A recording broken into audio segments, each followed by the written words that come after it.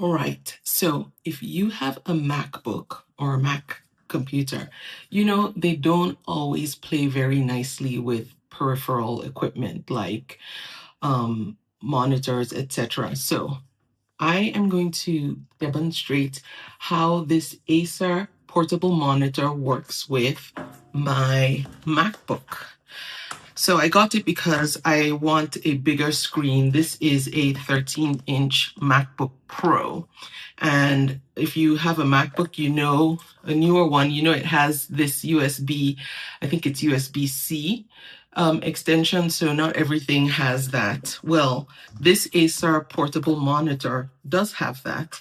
It has two of those USB-C ports and a mini HDMI port. And then on the other side, it has the on-off button and then plus and minus for brightness. Now you have to make sure it has enough charge on it to get full brightness, or make sure it's plugged in and charging, and then you can get the screen to the full brightness. And then it has a headphone jack. Now it has this circular headphone jack, so if you have a Bluetooth one, you'll just have to connect it wirelessly. But if you have one of those over-the-head ones with the wire, then you have a jack for that. So now I'm going to connect it and then show you how they work together. Okay, so connecting it is easy. It's USB-C to USB-C, and I connected it there. I showed you where the ports were. This connector comes with the portable monitor. It also has other connectors. So if you need to use the mini HDMI or USB-A to USB-C, those are all included with this as well. So you have options. So I turned on my MacBook, and then as you can see, it's now extending to this monitor. And I like it because you get this full screen. Like, it doesn't have this border around it that my MacBook has. So you get the full 15.6 inches. Let's see, what else was on this side?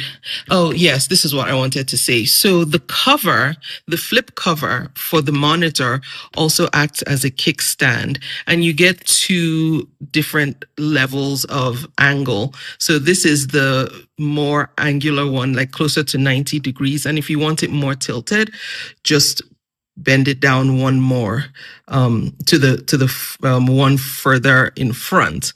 Now, what I don't like is that it kept slipping. It took some maneuvering to get it to stay. So I don't particularly like that. But once you figure out how to angle it just right, and it does have this divot over here. Let me show you.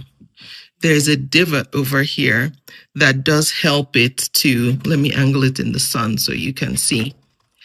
There. So that does give it some stability. So you just have to figure out how to work it and get it to stay. It's hard to do with one hand, but there we go. Once you get it to stay, it's fine.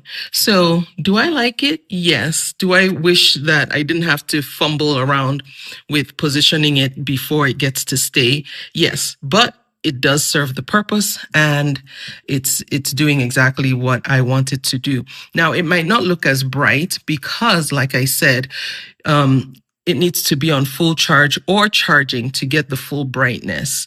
But that's why it might look a little bit dim right now. And then also, what was the other thing I was going to tell you? It is not touch screen. I was touching the screen initially and realized, oh, wait, it's not touch screen. But I didn't get it because I wanted a touch screen. But just so you know, this particular portable monitor is not touch screen.